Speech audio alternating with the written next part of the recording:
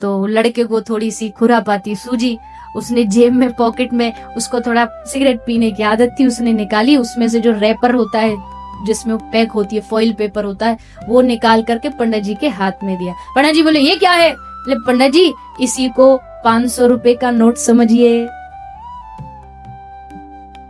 किसी ने हमसे आके कहा फलाने देवता के अवतार हैं, जय हो महाराज जय हो। हाँ आप तो फलाने ही वाले देवता हो, आप तो फलाने भगवान। इंसानों को इंसान रहने दे, इंसानों को भगवान न बना दे। हमारे सनातन पद्धति में कुछ स्टेजेस हैं, इंसान, फिर ऋषि, फिर देवता, फिर भगवान। अब हमने क्या किया, हमने सबको घुला मिला दिया। देवता भी उसी कैटेगरी में, भगवान भी उसी कैटेगरी में, इंसान भी उसी कैटेगरी में, सब कुछ को एक ही कैटेगरी में डाल दी। ऐसा नहीं होना। इससे क्या होता है, इससे फिर बाद में जाकर के उनका घोटाला सामने आता, फिर उंगली को उस पर उठती है सनातन धर्म पर। इसलिए सम्मान करो। अभी मैंने कहा ना, सम्मान खूब करो, पर भगवान होने का टैग सबको नहीं देना चाहिए, देवी देवता बनाने का टैग सबको नहीं देना चाहिए। भगवान भगवान है, देवी देवता देवता है, गुरु गुरु है। यद्यपि लिखा गुरुर ब्रह्मा गुरुर विष्णु गुरुर्देवा महेश्वर, लेकिन गुरु जब भी बैठेगा भगवान के चरणों में बैठेगा, गुरु भगवान की बराबरी में नहीं बैठेगा। हम क्या करते हैं आजकल, गुरु भक्ति होना बुरी बात नहीं, मैं स्वयं गुरु भक्ति के लिए दिन रात बोलती हूँ, लेकिन गुरु को तुम बिठा दो ऊपर और चरणों में बैठे भगवान, ये कहाँ की बात हुई? ये कहाँ की पूजा पद्धति हुई कि भगवान चरणों में बैठे और ऊपर उनको? तो पद्धति जो पूजा की हमें वैसी करनी चाहिए। माताएं बहनें थोड़ी ज्यादा सावधान रहा करें, मैयाएं ने थोड़ी भोली होती हैं, ये जल्दी चिकनी चुपड़ी बातों में आ जाती हैं। किसी ने आकर कहा मैया हाथ देखना, हाँ बाबा बताओ जल्दी बताओ, और हाथ देख करके बाबा क्या बोलते हो?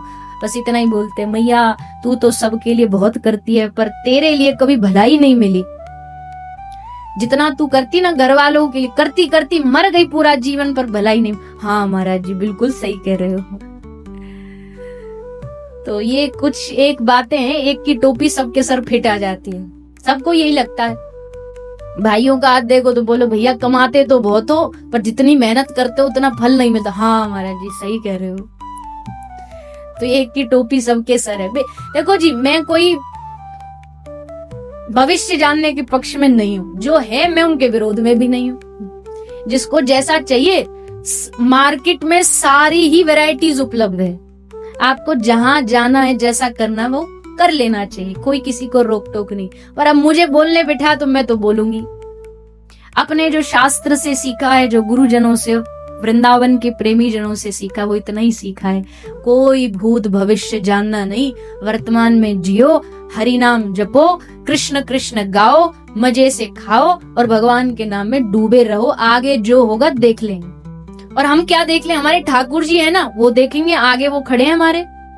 क्यों डरे भविष्य में कि ये हमारा ये कर देगा, इसने हमारे घर पर ये तंत्र मंत्र कर दिया। एक बात बताओ, आपके कर्म अगर अच्छे हैं तो कौन दुनिया में आपका बिगाड़ सकता है? किसी में है हिम्मत कि तुम्हारे घर आके ये डाल गया? हम सुबह सुबह जगे थे, नींबू पड़े थे बाहर, 2 लाल मिर्ची रखी थी, इसका मतलब 3 टमाटर रखे थे।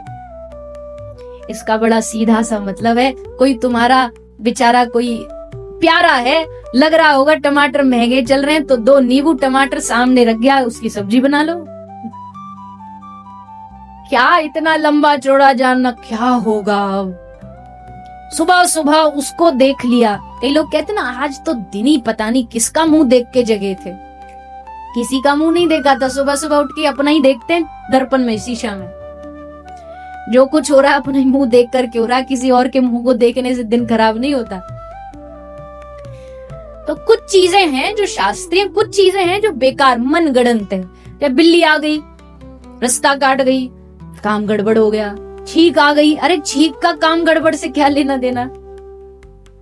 ये तो थोड़ा कोई हवा आई, इन्फेक्शन हुआ नाक में तो हो गया। ये सब चीजों में नहीं पड़ना चाहिए। बच्चों को खासकर नहीं डालो। आजकल के जो जवान हैं वो वैसे ही भगवान में इतना ज्यादा नहीं मानते, ऐसे टोना टोटका और बताते, वो फिर और उखड़ जाते, अरे ये सब क्या है, इसमें क्या। और ये गलत बात नहीं है, जहाँ सच्चाई वहाँ सीखना चाहिए, कोई गलत चीज नहीं। अगर कोई बच्चा कोई युवा आज का सही है ना, तो बड़े को उसमें मानने में संकोच नहीं करना चाहिए। भैया हम बड़े इसलिए हमेशा हम ही सही रहेंगे, ऐसा जरूरी नहीं है। आज देखो एक चीज और बताऊं, आजकल के जो युवा नास्तिक नहीं है, बहुत सारे लोग को लगता है कि युवा नास्तिक नहीं है, बस उनको थोड़ा सा जिज्ञासाएं रहती है मन में, वो हम निभा नहीं पाते, उनका उत्तर हमारे पास नहीं होता, इसलिए हम उनको टैग देते, अरे ये तो भगवान को नहीं मानता। एग्जाम्पल के लिए एक कोई भारत का आदमी था, उसने अपने बेटे को, अपने बच्चे को पढ़ने के लिए विदेश भेजा, हायर स्टडीज के लिए उसको फॉरेन में भेजा। तो वो फॉरेन में गया, 5-7 साल का कोर्स करके वापस आया, और जब घर आया तो उसके पिता ने बोला हम सत्यनारायण भगवान की पूजा रखेंगे घर में। तो सत्यनारायण भगवान की पूजा उसने घर में रखी, और जब पूजा रखी तो पंडित जी आए। पंडित जी ने आकर के अपनी बेदी जमाई, सब पोथी जमाई, झोला उतारा। अब झोला उतार के पंडित जी गणपति जी की मूर्ति रखनी थी पूजा में, वो मूर्ति लाना भूल गए।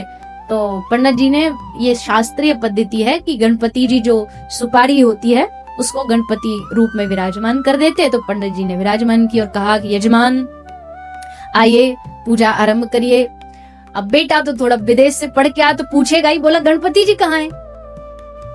पंडित जी बोले ये रहे ना, बोले ये तो सुपारी है, ये थोड़ी गणपति जी, असली वाले गणपति जी लाओ।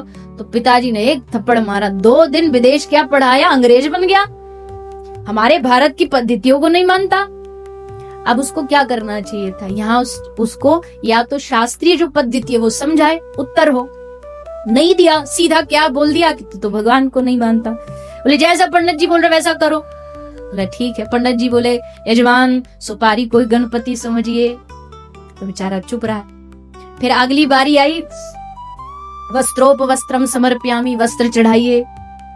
अब जब वस्त्र नहीं होते तो वस्त्र के अभाव में पंडित जी क्या चढ़वाते हैं?